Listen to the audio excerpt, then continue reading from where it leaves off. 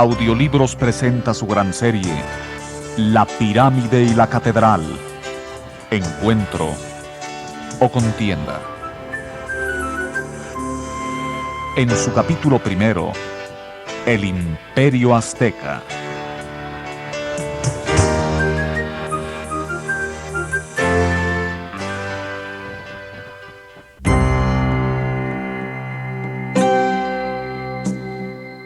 El Valle del Anáhuac fue elegido por los dioses para que los aztecas fundaran una ciudad y un imperio poderoso. Tenochtitlan. En el siglo XV, Tenochtitlan era más grande que Londres y rival en belleza a la ciudad construida por los ricos mercaderes que dominaban las rutas marítimas mediterráneas, la fascinante Venecia. El presente audiolibro nos ofrece la oportunidad de escuchar una interesante narración de cómo era la vida en el Anáhuac antes de que la presencia de extranjeros modificara la vida del pueblo que lo habitaba. Los aztecas, pueblo seminómada y bárbaro, fueron guiados por sus sacerdotes en una peregrinación que duró 209 años. De 1116 a 1325, desde la desconocida Aztlán hasta el lugar mismo donde se localizaba el centro geográfico que concentraba el poder cósmico del universo. En el ombligo del lago de Mesliapán, en un pequeño islote, los aztecas encontraron los signos largamente esperados que señalaban el fin de su peregrinaje. Una hermosa águila solar, devorando a una serpiente nocturna, encima de un nopal de corazones sangrantes, como ofrenda que garantiza la vida eterna del sol.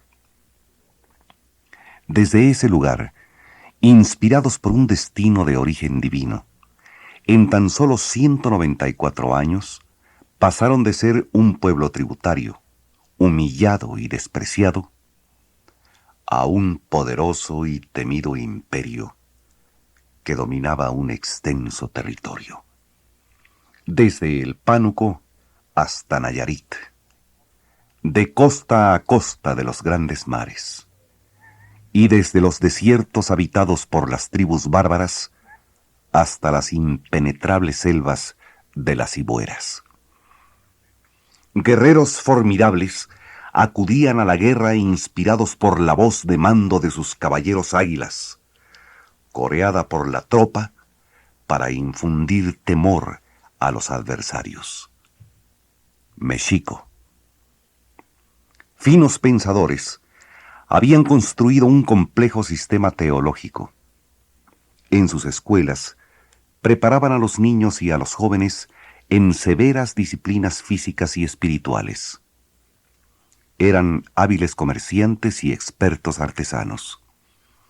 Se regían por leyes cuidadosamente pensadas y rigurosamente aplicadas. Recogían las experiencias del pasado para perfeccionar su sistema de gobierno, que en 1519 encabezaba el 9º de sus emperadores. Moctezuma II, Xocoyotzin.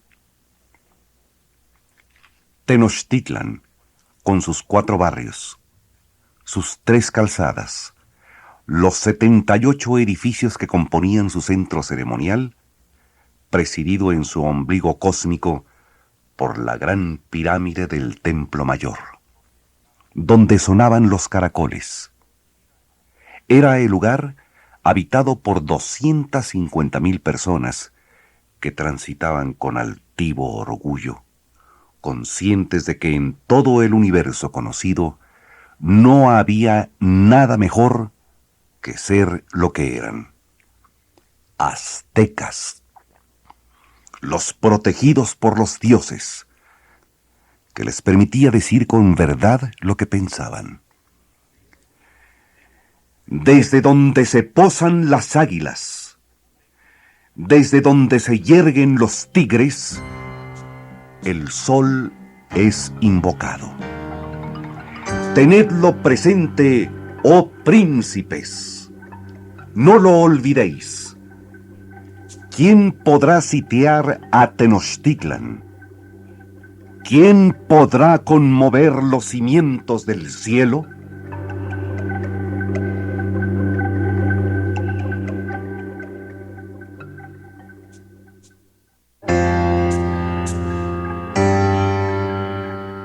Para el antiguo pensamiento indígena, el mundo había ido evolucionando a través de varias edades llamadas soles. 4 veces ya el mundo había sido creado y destruido. En cada nuevo sol aparecían nuevas formas cada vez mejores de seres humanos, de plantas y de alimentos.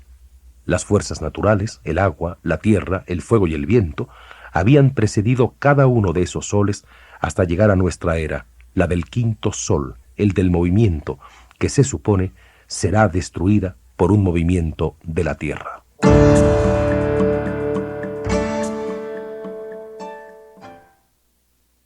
En el primer sol los hombres habían sido hechos de ceniza. La lluvia terminó con ellos, convirtiéndolos en peces. En el segundo sol, los hombres eran unos gigantes débiles, que cuando caían en tierra, caían para siempre, y así perecieron. En el tercer sol llovió fuego, y así fueron destruidos los hombres. En el cuarto sol, todo se lo llevó el viento, y los hombres se convirtieron en monos. El quinto sol fue creado en el fogón divino de Teotihuacán. Fue Quetzalcóatl quien descendió al Mictlán, la región de los muertos, para buscar los huesos preciosos necesarios para restaurar a los hombres. Por el sacrificio de Quetzalcóatl nacieron los hombres y se llamaron Macehuales, para recordar su origen, merecidos por la penitencia. Quetzalcóatl les dio la vida y les dio también el maíz, que ellos llamarían nuestro sustento. ¿Quiénes eran en realidad los aztecas? Un pueblo con un destino corto, con un esplendor que se fraguó en un siglo.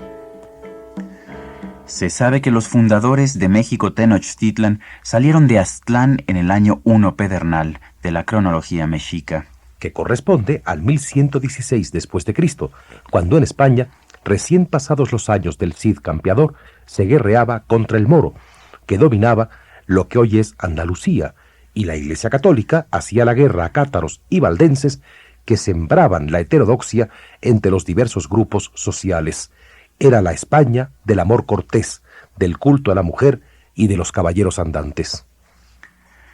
Aztlán se nos presenta como un lugar mítico, pero probablemente estaba situado en lo que hoy es el estado de Nayarit. En el códice llamado Tira de la Peregrinación se nos representa a Aztlán como una laguna. Parece ser que ahí los mexicas eran obligados a pagar fuertes tributos por los aztlanecos y que eso originó la peregrinación, encabezada por sus sacerdotes, en busca de una tierra propia. La búsqueda de su destino era dirigida por sus dioses, y esto lo vemos claramente representado en el códice. La marcha la encabezan 4 sacerdotes. Se llamaban teomamas porque cargaban sobre sus espaldas la imagen del dios principal de los aztecas, Huitzilopochtli. La búsqueda fue un larguísimo peregrinaje, sabemos su itinerario, porque en ese periodo encendieron 4 veces el fuego nuevo. Esta ceremonia celebraba el fin de un ciclo de 52 años y se realizó en los siguientes lugares: Coatepec, Apasco, Tecpecoyan y Chapultepec.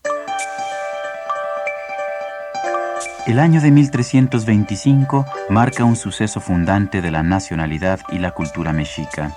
Termina la peregrinación. Llegan los aztecas a su destino, al lugar anunciado y profetizado por sus dioses, su tierra prometida. Un pequeño islote será la base de un gran imperio. En medio de la laguna de Metztliapan, llamada después Texcoco, encuentran la señal que los hará fuertes. Un águila, símbolo del sol y de Huitzilopochtli, posada sobre un nopal. Este destino no era solo un lugar físico, una tierra propia, sino un destino como sentido y dirección de la existencia. el cronista Tezosomoc narra en este poema ese momento fundamental, el fin del peregrinaje. Llegaron entonces allá donde se yergue el nopal. Cerca de las piedras vieron con alegría cómo se erguía un águila sobre aquel nopal. Allí estaba comiendo algo, lo desgarraba al comer. Cuando el águila vio a los mexicas, inclinó su cabeza. De lejos estuvieron mirando al águila, su nido de variadas piedras preciosas, plumas de pájaro azul, plumas de pájaro rojo, todas plumas preciosas. También estaban esparcidas ahí cabezas de diversos pájaros, garras y huesos de pájaros. Este momento resulta definitivo no solo por su valor simbólico, sino porque marcó un espacio de redefinición, de repensar su propia historia en función de un objetivo nuevo. Sus mitos, sus relatos, sus leyendas cobran un nuevo sentido al cumplirse la antigua profecía. Hasta entonces los mexicas eran solo una tribu de peregrinos. No tenían rostro a los ojos de otros pueblos, pero al sentirse dueños de un destino fincado en sus orígenes y predestinación, se fue formando una conciencia de ser el pueblo elegido de Huitzilopochtli. Elegidos y guiados por su Dios, se hicieron fuertes y poderosos. De aposentarse en un pequeño islote, pagando tributo al señorío de Azcapotzalco, pasaron a pagar en especie, con servicios militares. Hicieron la guerra y ganaron muchos pueblos del sur del Valle de México y de lo que hoy es Morelos para el señor de Azcapotzalco.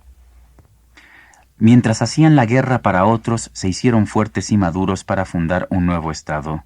Durante ese período tuvieron como gobernantes a Acamapichtli, Huitztlihuitl y Chimalpopoca, excepcionales guerreros. Se aliaron a los tepanecas de Tacuba y a los alcohuas de Texcoco, y juntos derrotaron al señor de Azcapotzalco.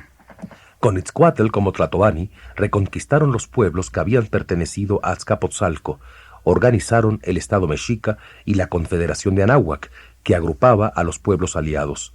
La consolidación del Estado Mexica y el crecimiento de este imperio se debió en gran medida a Tlacaelel, que como consejero de varios Tlatoani fue el poder tras el trono, y de hecho así está representado en los códices.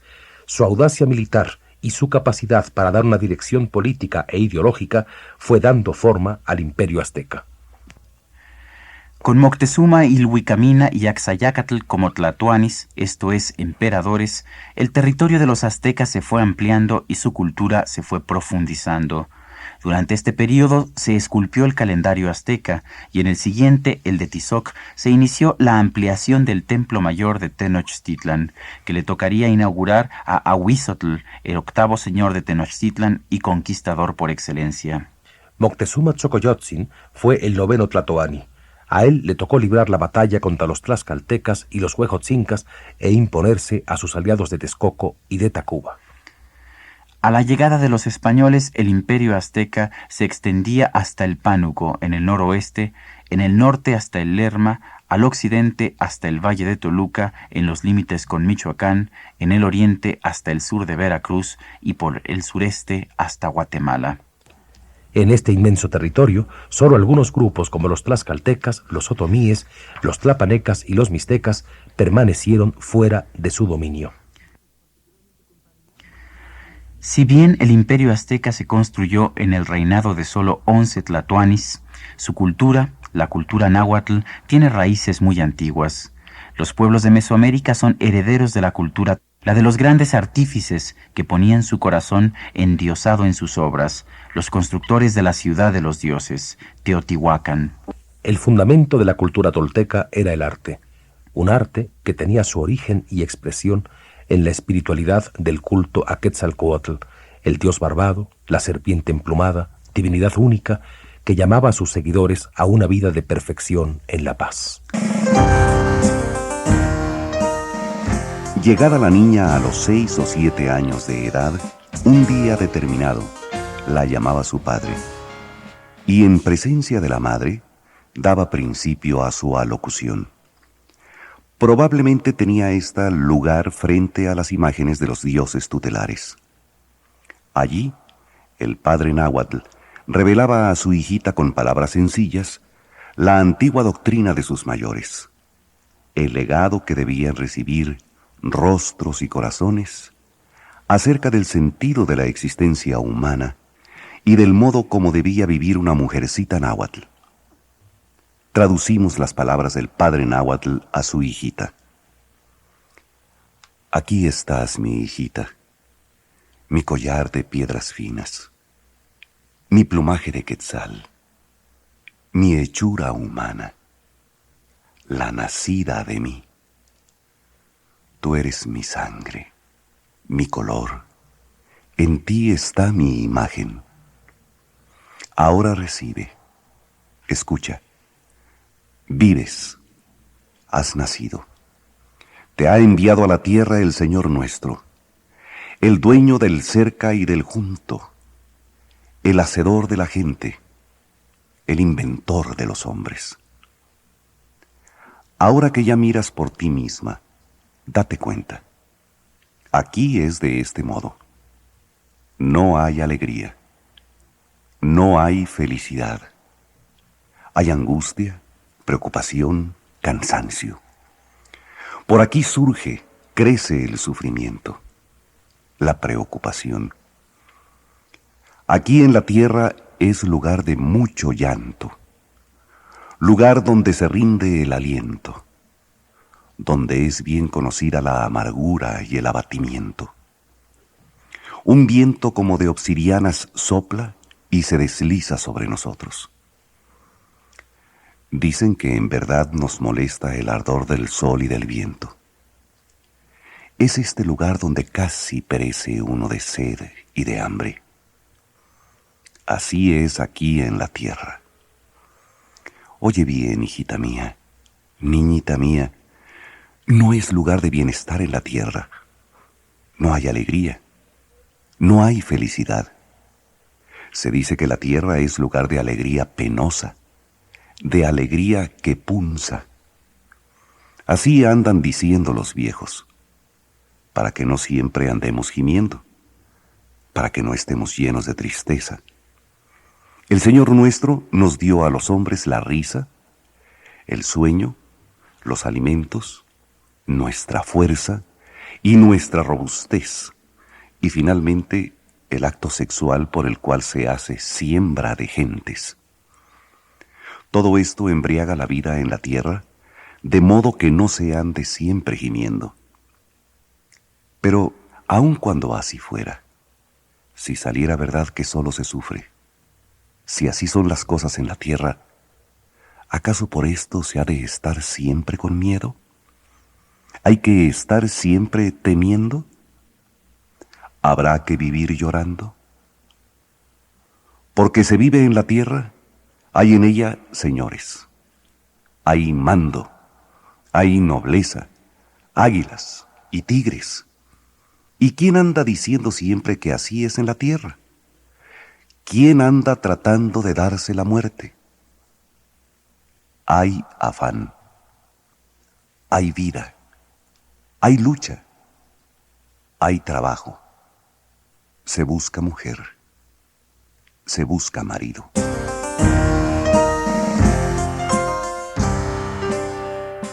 El mayor esplendor de la cultura tolteca se dio en Teotihuacán y en Tula.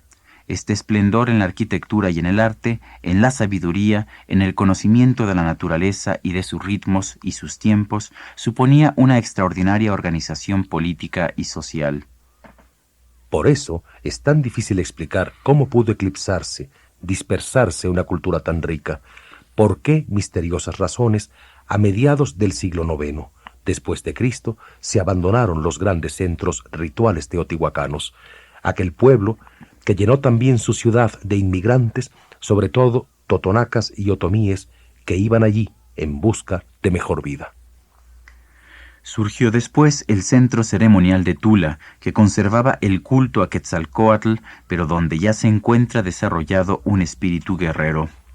Para el historiador Miguel León Portilla, los pobladores de Teotihuacán son toltecas antiguos y los de Tula, toltecas recientes. Entre quienes se esforzaban por mantener puros sus ritos religiosos, surgió un sacerdote llamado también Quetzalcóatl, que se oponía a los sacrificios humanos y que dio forma a la concepción dual de Dios, Ometetl. Este pensamiento dual se refleja en el arte, en la religión y en la cosmovisión toda del pensamiento indígena. Los que buscaban imponer nuevos ritos, especialmente los sacrificios humanos, acosaron al sacerdote Quetzalcóatl, quien huyó hacia la tierra de color rojo.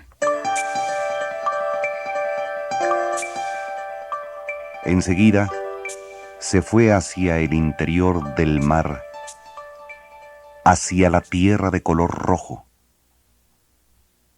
Allí fue a desaparecer él, nuestro príncipe Quetzalcóatl. Y esta obsesión, con la profecía de Quetzalcóatl de que regresaría, se clavó en la mente y el corazón de Moctezuma, poderoso emperador, gran guerrero, cuya valentía quedó demostrada siempre.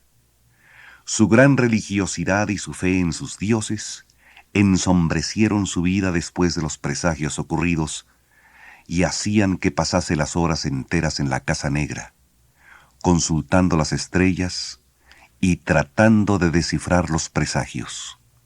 Y todo le confirmaba que había llegado la hora del retorno desde el oriente del hombre Dios, el que vendría a reclamarle su reino.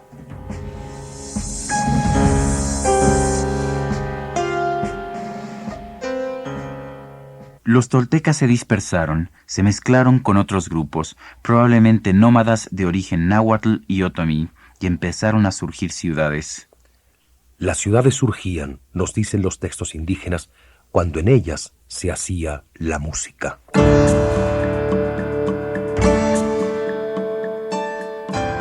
Se estableció el canto. Se fijaron los tambores. Se dice que así principiaban las ciudades. Existía en ellas la música.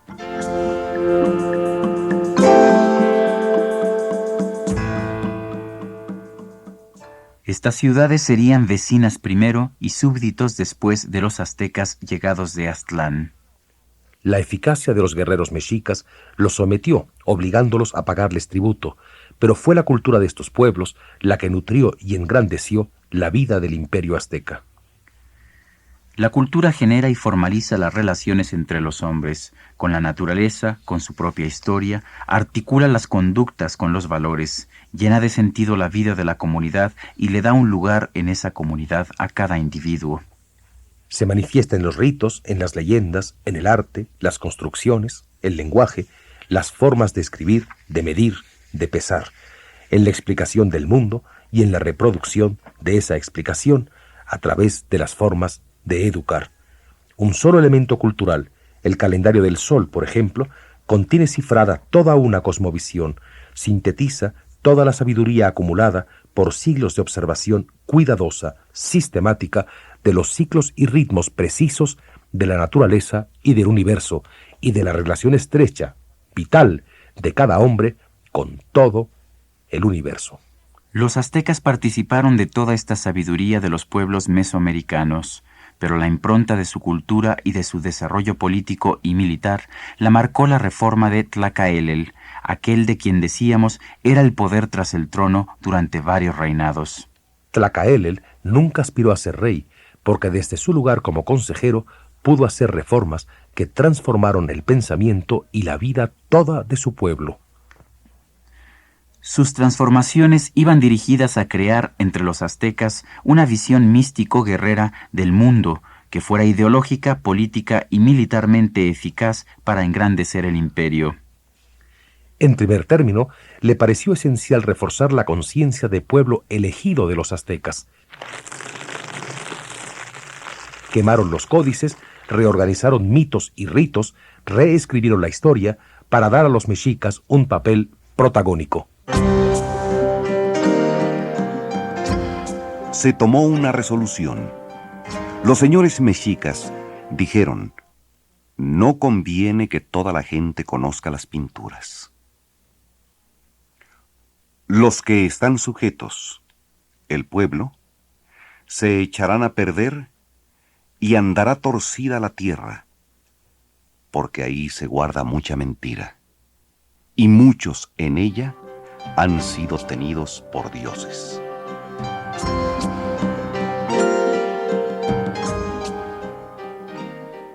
Tlacuilo, el pintor. El pintor, la tinta negra y roja. Artista, creador de cosas con el agua negra. Diseña las cosas con el carbón, las dibuja, prepara el color negro, lo muele, lo aplica. El buen pintor, entendido, Dios en su corazón, diviniza con su corazón a las cosas, dialoga con su propio corazón, conoce los colores, los aplica, sombrea, dibuja los pies, las caras, traza las sombras, logra un perfecto acabado. Todos los colores aplica a las cosas, como si fuera un tolteca, pinta los colores de todas las flores. El mal pintor, corazón amortajado, indignación de la gente, provoca fastidio, engañador, siempre anda engañando. No muestra el rostro de las cosas, da muerte a sus colores, mete a las cosas en la noche, pinta las cosas en vano. Sus creaciones son torpes, las hace al azar. Desfigura el rostro de las cosas.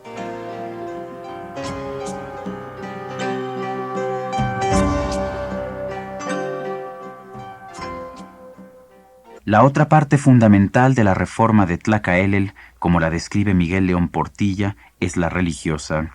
Huitzilopochtli y su madre Coatlicue, que eran los dioses tribales desde tiempos de la peregrinación, comienzan a situarse como dioses creadores, al mismo nivel que los toltecas daban a Quetzalcóatl.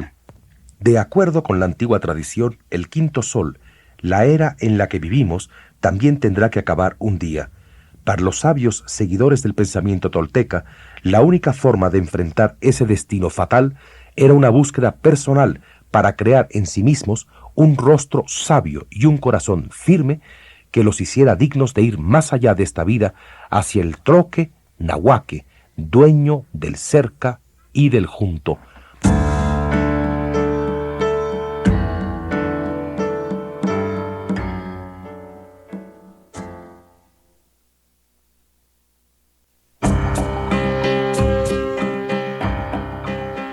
Para los aztecas, el quinto sol era el propio Huitzilopochtli, el joven guerrero que nace todas las mañanas del vientre de la vieja diosa de la tierra y muere todas las tardes para alumbrar con su luz apagada el mundo de los muertos.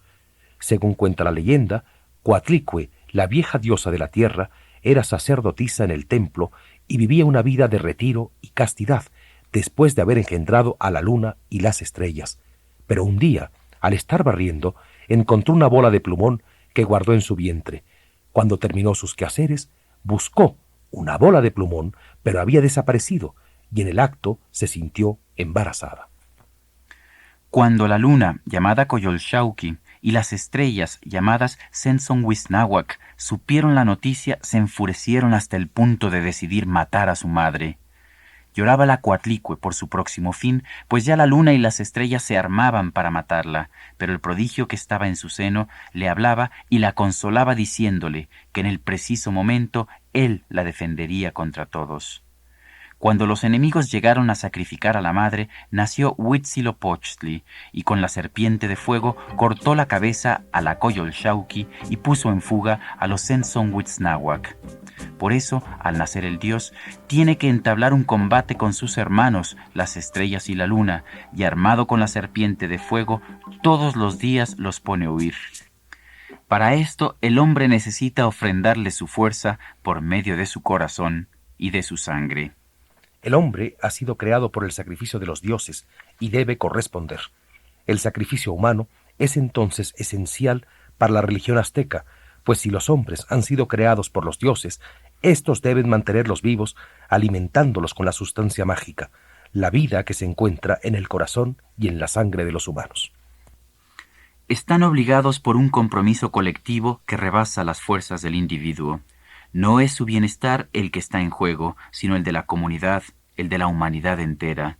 El sacrificio, la ofrenda sagrada de la propia vida, no es para participar de la gracia de Dios, sino para que la especie humana sobreviva.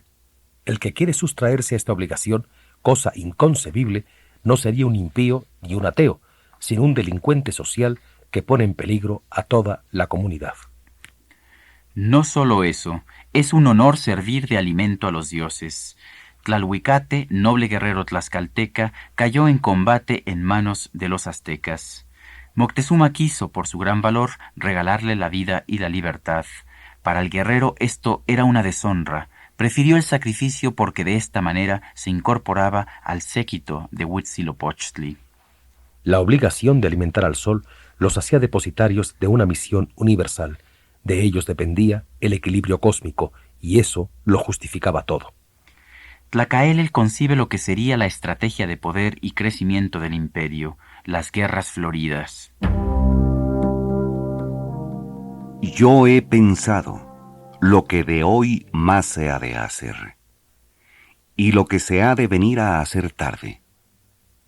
Vale más que se haga desde luego, porque no ha de estar atenido nuestro Dios a que se ofrezca ocasión de un agravio para ir a la guerra, sino que se busque un cómodo y un mercado donde, como a tal mercado, acuda nuestro Dios con su ejército a comprar víctimas y gente que coma.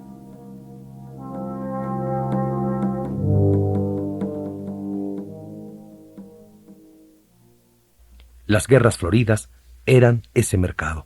Los sacrificios, que ya se practicaban desde mucho antes, se multiplicaban, y así se extendían los dominios del imperio y se consolidaba la grandeza mexica.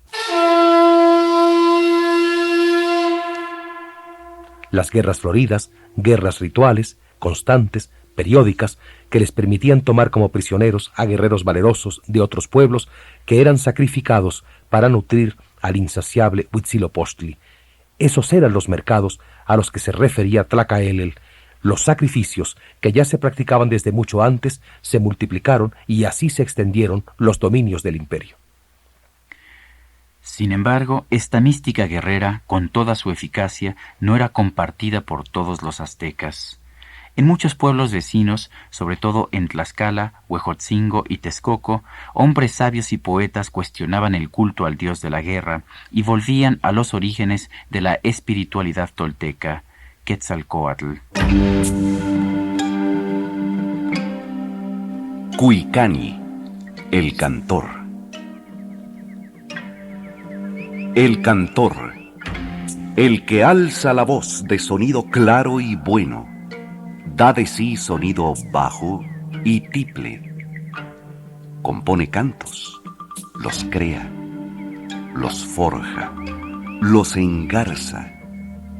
El buen cantor, de voz educada, recta, limpia es su voz, sus palabras firmes como redondas columnas de piedra, agudo de ingenio, todo lo guarda en su corazón. De todo se acuerda, nada se le olvida. Canta, emite voces, sonidos claros, como redondas columnas de piedra, sube y baja con su voz. Canta sereno, tranquiliza a la gente. El mal cantor suena como campana rota, ayuno y seco como una piedra. Su corazón está muerto. Está comido por las hormigas.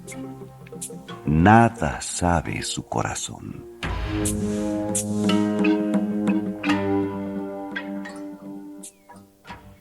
Netzahualcóyotl, señor de Texcoco, no había permitido que se quemaran los antiguos códices, como había ordenado Tlacaelel.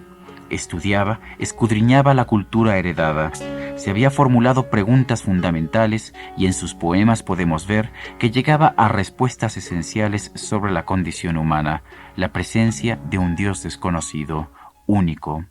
A pesar de la amenaza de las guerras floridas, Netzahualcóyotl dio testimonio público de su fe. Obligado por los aztecas a erigir un templo a Huitzilopochtli, construyó frente a él uno aún más grande y suntuoso, dedicado al no conocido, al Dios no visto y no representado en el que él creía. El nivel filosófico de la indagación de estos sabios de la cultura náhuatl no parece tener nada que ver con la cosmogonía primitiva del culto al sol. En sus cantos y poemas vemos cómo van bordando una concepción de gran hondura poética sobre el hombre, el mundo y la divinidad. Tsukichiuki, el alfarero. El que da un ser al barro, de mirada aguda, moldea, amasa el barro. El buen alfarero pone esmero en las cosas, enseña al barro a mentir, dialoga con su propio corazón, hace vivir a las cosas, las crea, todo lo conoce como si fuera un tolteca, hace hábiles sus manos. El mal alfarero, torpe, cojo en su arte, mortecino.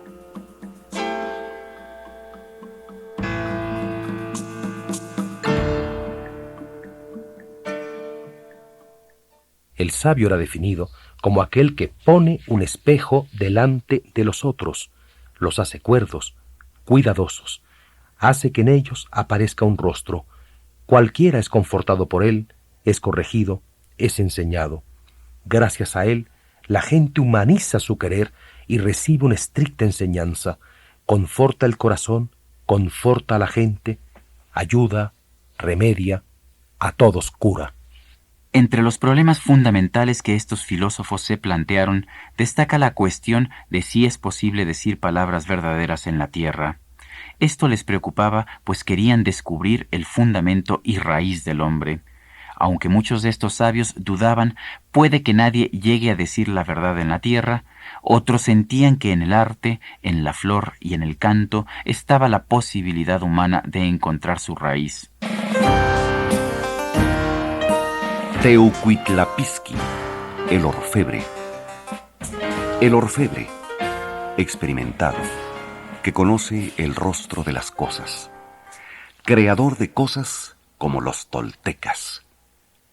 El buen orfebre, de mano experimentada, de mirada certera, prueba bien los metales, los pule, guarda sus secretos, martillea los metales, los funde, los derrite, los hace arder con carbón, da forma al metal fundido, le aplica arena. El torpe orfebre mete todo en las cenizas, lo revuelve con ellas, oprime las figuras, es ladrón, tuerce lo que le enseñaron, obra torpemente, deja mezclar el oro con las cenizas, lo revuelve con ellas.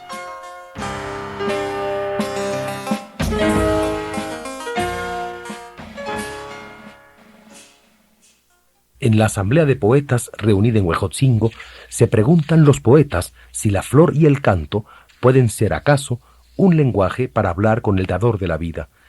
Pero de lo que sí están ciertos es de que es por la poesía, por lo que sabemos que son verdaderos los corazones de nuestros amigos. Encontramos en la poesía, en el arte, en la arquitectura y en la vida cotidiana de los antiguos pueblos mexicanos signos evidentes de un gran refinamiento y espiritualidad. Existen conceptos en la lengua náhuatl que evidencian una gran fineza de percepción y una comprensión profunda de lo que nombran. Un ejemplo sorprendente es su concepción de persona como la unidad entre el rostro, el afuera, y el corazón, el interior, y cómo esto no se queda solo en una mera referencia poética, sino que se traduce en la forma concreta de educar. Eran conceptos incorporados al habla cotidiana. Entre ellos decían: hablaré a vuestro rostro, a vuestro corazón. No se disguste vuestro rostro, vuestro corazón. Los jóvenes memorizaban exhortaciones como esta: El hombre maduro, corazón firme como la piedra, corazón resistente como el tronco de un árbol, rostro sabio, dueño de un rostro y un corazón comprensivo.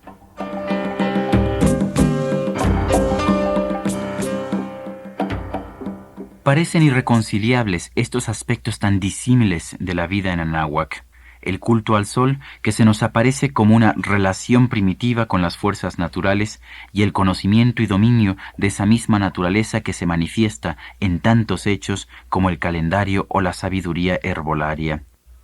Estas contradicciones podrían entenderse como escisiones de un imperio en crisis, pero también como polos asimilables en una cultura que se caracterizó por el pensamiento dual. La dualidad era el equilibrio dado por la lucha de los contrarios y fue un principio esencial en el mundo prehispánico. Rigió la concepción de los dioses, choque de fuerzas antagónicas, he ahí la solución al enigma cósmico. Los dioses combaten y su lucha es la historia del universo. No existe el ser, solo el nacer y el morir. Vida y muerte son las diferentes caras de un solo proceso. Todos venimos a dormir, solo venimos a soñar. No es verdad. No es verdad que venimos a morir en la tierra.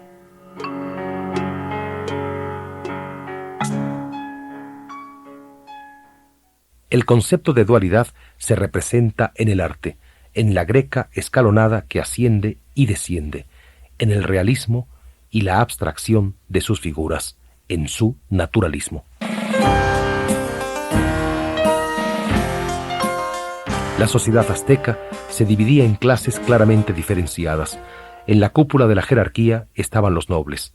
Pertenecían estos a diversas categorías, cada uno con un vestido particular. Sacerdotes, miembros de la familia del jefe de los hombres o de su entorno inmediato, guerreros que se habían distinguido en las batallas. El pueblo comprendía a los agricultores y los artesanos. Cada clan se consagraba a una actividad particular y formaba comunidades que se constituían en barrios de la ciudad. Así, había el barrio de los orfebres, el del mosaico, el de las piedras preciosas, el de las plumas y otros más. Los nobles señores y respetados guerreros ocupaban un lugar prominente en la escala social de los aztecas. Sin embargo, al presentarse frente a su emperador, se despojaban de sus lujosos atavíos para presentarse con humildes vestimentas. En la cúspide estaba el emperador. Los conquistadores encontraron aquel inmenso imperio gobernado por un monarca cuyo lujo, estilo de vida y boato no tenía su igual entre los soberanos del antiguo continente. Moctezuma tenía instalados baños de agua caliente y fría para su aseo. Jamás usaba un traje 2 veces. Para sus comidas se le presentaban varios cientos de platillos, entre los cuales escogía los 3 o 4 que apetecía. El resto lo tomaban sus cortesanos, a quienes no se les permitía verle comer. Sus mensajeros, los más veloces del imperio, corrían en relevos para traer a su mesa el pescado obtenido ese mismo día. Su espléndido palacio, con cientos de habitaciones lujosamente adornadas, con finas telas, plumas y objetos de ornato. Contaba con un zoológico poblado por todas las especies de la fauna de su imperio. Sus vastos jardines ostentaban las más hermosas flores y las más llamativas plantas y árboles. contaba con estanques de agua dulce y agua salada para dar cabida a peces de diferentes especies.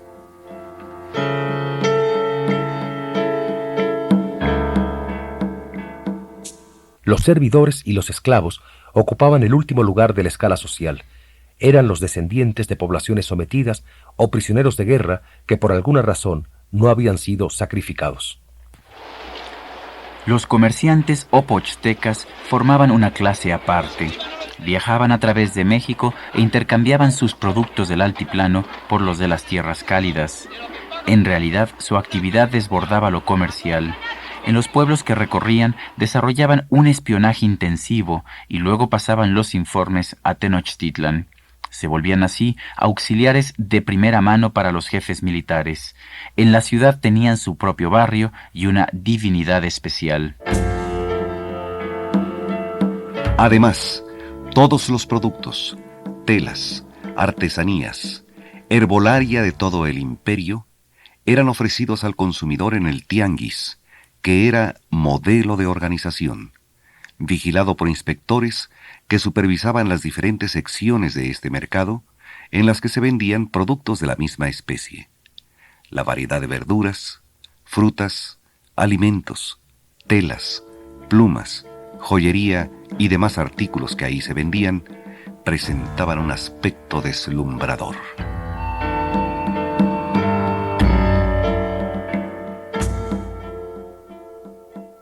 La continuidad de la organización estaba garantizada por el sistema educativo. Hacia los 15 y los 16 años, antes de ser considerados como mayores, los jóvenes ingresaban a los colegios como internos. Había dos tipos de escuelas: el Calmecac o seminario, en donde se educaba a la joven nobleza, y a los que querían ser sacerdotes, bajo la advocación de Quetzalcóatl, y el Tepochcali, donde se instruía a los jóvenes del pueblo en el manejo de las armas, la historia, la religión, y se les preparaba, en fin, para que desempeñaran el papel social correspondiente a su clan. Esta organicidad con la naturaleza permea toda la vida de los pueblos mesoamericanos. Dios mismo, el Dios único de los sabios texcocanos, es sordo a los hombres, a veces proveedor, a veces cruel, como las fuerzas de la naturaleza. Era muy difícil que los españoles percibieran los rasgos espirituales de la cultura que sometían, pero sí observaron asombrados la organización de su vida social. Pero aunque los españoles se asombraran, no podían salir de su asombro para dar el paso a la comprensión. Las sociedades de este nuevo mundo eran orgánicas, en todas sus manifestaciones con la naturaleza, mientras que para los europeos del Renacimiento, la cultura era una forma de oponerse a la naturaleza. Tampoco los conquistadores podían entender estas formas de vida quietistas, cuando estaban entusiasmados con el dinamismo de una sociedad en constante cambio. No era ese el momento del encuentro de estos mundos. Ese encuentro, difícil, lento, castrante en unos sentidos y enriquecedor en otros, se dará lentamente en el mestizaje.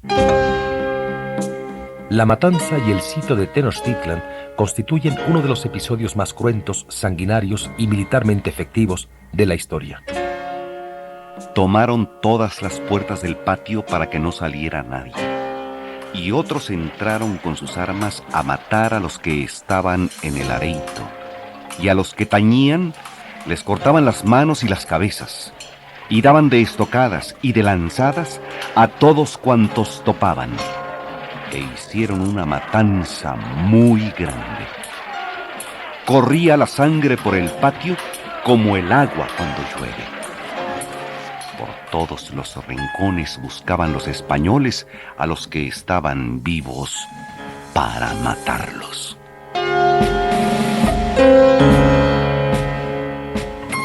La masacre fue, además, una humillación. Destrozaron a sus dioses y con ellos toda su visión del mundo. Con toda violencia los pusieron de rodillas para adorar al Dios único, al Dios de amor del cristianismo. La derrota humillante se refleja en el dolor de este poema náhuatl recogido por Sahagún. Todo esto pasó con nosotros. Nosotros lo vimos. Nosotros lo admiramos. Con suerte lamentosa nos vimos angustiados. En los caminos yacen dardos rotos. Los cabellos están esparcidos. Destechadas están las casas. Enrojecidos tienen sus muros. Gusanos pululan por calles y plazas. Y en las paredes están salpicados los sesos. Rojas están las aguas, están como teñidas, y cuando las bebimos es como si hubiéramos bebido agua de salitre. Golpeábamos en tanto los muros de adobe, y era nuestra herencia una red de agujeros. En los escudos fue su resguardo, pero ni con escudos puede ser sostenida su soledad. Hemos comido palos de eritrina, hemos masticado grama salitrosa, piedras de adobe, lagartijas, ratones, tierra en polvo, gusanos.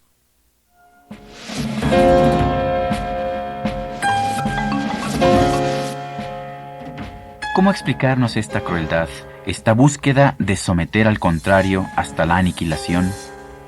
Antes de enfrentar al enemigo, lo construimos como enemigo en nuestra imaginación, lo conformamos, le asignamos atributos, negamos sus cualidades o las magnificamos, nos negamos a verlo como es.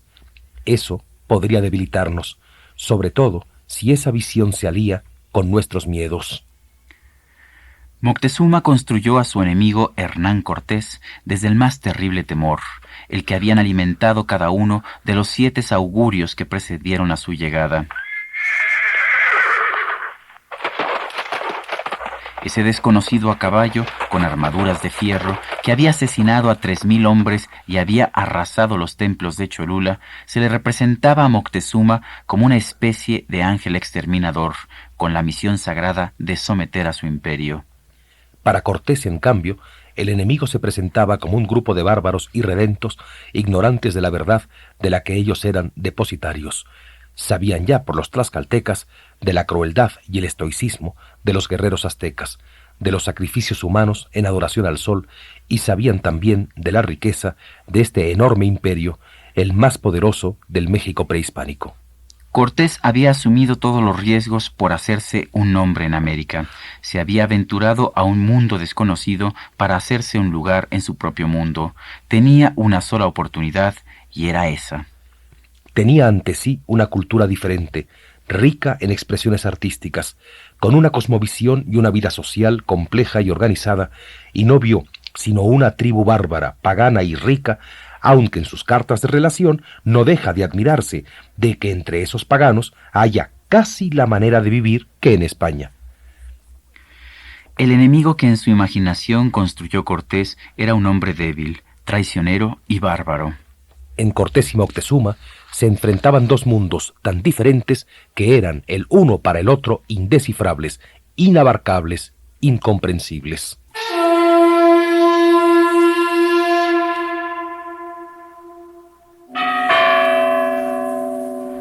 Cortés, producto del Renacimiento, era un individualista, de mentalidad señorial, sensual.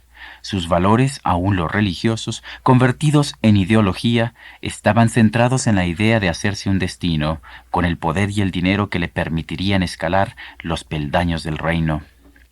Para los mexicas no había una mentalidad individual sino comunitaria. El pueblo vivía todavía en el Neolítico, regido por un pensamiento mágico. El poder estaba en sus dioses, y el hombre derivaba su fuerza del cumplimiento de las leyes.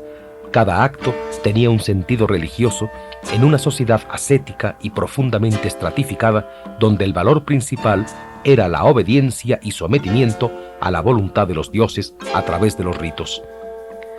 Cortés no vio lo que destruía: la ambición, el miedo, la conciencia de su destino como conquistador lo cegaron. No era ese el momento del encuentro de estos mundos. Ese encuentro, difícil, lento, castrante en unos sentidos y enriquecedor en otros, se dará lentamente en el mestizaje.